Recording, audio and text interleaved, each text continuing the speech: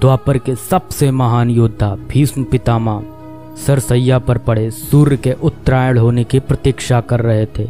तभी उनके कानों में एक परिचित ध्वनि शहद घोलती हुई पहुंची। प्रणाम पितामह। भीष्म के सूख चुके होठों पर एक मरी हुई मुस्कुराहट तैर उठी और बोले, आप देवकी नंदन कृष्ण, स्वागत है तुम्हारा। मैं बहुत देर से तुम्हारा ही स्मरण कर रहा था। कृष्ण बोले, क्या कहूँ पितामह, अब तो यह भी नहीं पूछ सकता कि कैसे हैं आप। भीष्म पितामह चुप रहे, कुछ क्षण बाद बोले, कुछ पूछूं के सब, बड़े अच्छे समय से आए हो। संभवतः शरीर छोड़ने के पूर्व मेरे अनेक भ्रम समाप्त हो जाएंगे। कृष्ण बोले, कहिए ना पितामह। भीष्म पितामह ने कहा, एक बात बताओ कृष्ण, तुम तो ईश्वर हो ना। कृष्ण ने बीच में ही टोका और कहा, नहीं पितामह, मैं तो आपका पौत्र हूँ, ईश्वर नहीं। भीष्म उस घोर पीड़ा में भी ठहाके लगाकर हंस पड़े और बोले, कृष्ण, मैं अपने जीवन का स्वयं कभी आकलन नहीं कर पाया। संभवतः नहीं जानता कि अच्छा रहा या बुरा, पर अब तो इस धरा से जा रहा हूँ कन्हैया, अब तो ठगना छोड़ दो। कृष्ण भीष्म पितामह के थोड़ा करीब आए और उनका हाथ पकड़कर बोले, कहिए पितामह, क्या पूछना चाहते हैं आप। भीष्म पितामह बोले, एक बात बताओ कन्हैया, इस युद्ध में जो हुआ वो ठीक था क्या। कृष्ण ने कहा, किसकी ओर से पितामह, पांडवों की ओर से या कौरवों की ओर से। भीष्म पितामह ने कहा, कौरवों के कृत्यों पर चर्चा का तो कोई अर्थ ही नहीं रहा कन्हैया, पर क्या पांडवों की ओर से जो हुआ वो सही था। आचार्य द्रोण का वध, दुर्योधन की जंघा के नीचे प्रहार, दुशासन की छाती का चीरा जाना, जयद्रथ के साथ हुआ छल, निहत्थे कर्ण का वध, यह सब उचित था क्या। कृष्ण ने कहा, इसका उत्तर मैं कैसे दे सकता हूँ पितामह, इसका उत्तर तो उन्हें देना चाहिए जिन्होंने यह किया।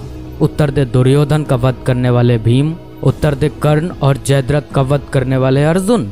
मैं तो इस युद्ध भूमि में कहीं था ही नहीं पितामह। भीष्म पितामह ने कहा, अभी भी छलना नहीं छोड़ोगे कृष्ण। अरे विश्व भले कहता रहे कि महाभारत को अर्जुन और भीम ने जीता, पर मैं जानता हूँ कन्हैया कि यह तुम्हारी और केवल तुम्हारी विजय है। मैं तो उत्तर तुम्ही से पूछूंगा कृष्ण।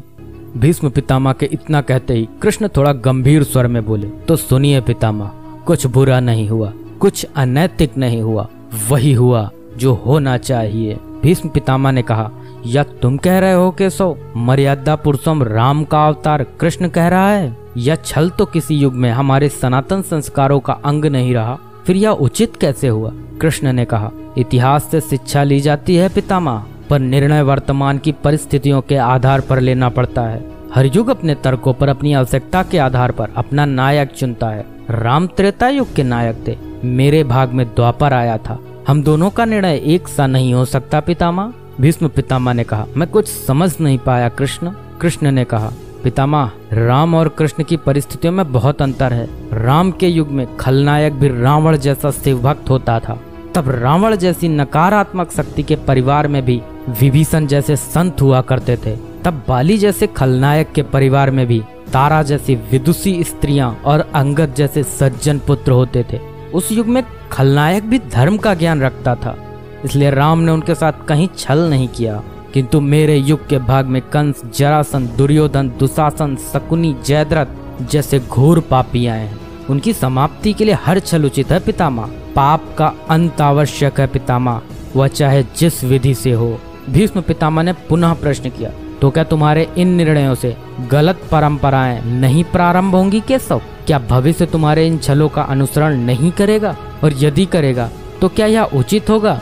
कृष्ण ने कहा, भविष्य तो इससे भी अधिक नकारात्मक आ रहा है पितामह। कलयुग में तो इतने से भी काम नहीं चलेगा, वहाँ मनुष्य को कृष्ण से भी अधिक कठोर होना होगा, नहीं तो धर्म समाप्त हो जाएगा। जब क्रूर और अनैतिक शक्तियाँ सत्य एवं धर्म का समूल नाश करने के लिए आक्रमण कर रही हों, तो नैतिकता अर्थहीन हो जाती है पितामह। तब महत्वपूर्ण होती है विजय, केवल विजय। भविष्य को यह सीखना ही होगा पितामह। भीष्म पितामह ने पूछा, क्या धर्म का भी नाश हो सकता है केशव, और यदि धर्म का नाश होना ही है तो क्या मनुष्य इसे रोक सकता है। कृष्ण ने कहा, सब कुछ ईश्वर के भरोसे छोड़कर बैठना मूर्खता होती है पितामह। ईश्वर स्वयं कुछ नहीं करता, केवल मार्गदर्शन करता है। सब मनुष्य को ही स्वयं करना पड़ता है। आप मुझे भी ईश्वर कहते हैं ना, तो बताइए ना पितामह, मैंने स्वयं इस युद्ध में कुछ किया क्या। सब पांडवों को ही करना पड़ा ना, यही प्रकृति का संविधान है। युद्ध के प्रथम दिन यही तो कहा था मैंने अर्जुन से, यही परम सत्य है। कृष्ण की बातों को सुनकर भीष्म पितामह संतुष्ट लग रहे थे। उनकी आंखें धीरे धीरे बंद होने लगी। उन्होंने कहा, चलो कृष्ण, या इस पृथ्वी पर अंतिम रात्रि है, कल संभवतः चले जाना होगा। अपने इस अभागे भक्त पर कृपा करना कृष्ण। कृष्ण ने मन में ही कुछ कहा और भीष्म को प्रणाम कर लौट चले। पर युद्ध भूमि के उस डरावने अंधकार में भविष्य को जीवन का सबसे बड़ा सूत्र मिल चुका था। जब अनैतिक और क्रूर शक्तियां सत्य और धर्म का विनाश करने के लिए आक्रमण कर रही हों, तो नैतिकता का पाठ आत्मघाती होता है। ईश्वर कुछ भी नहीं करते, ईश्वर सिर्फ राह दिखाते हैं। सब कुछ हमें ही करना पड़ता है और ईश्वर के भरोसे हाथ पर हाथ रख के बैठे रहना मूर्खता होती है।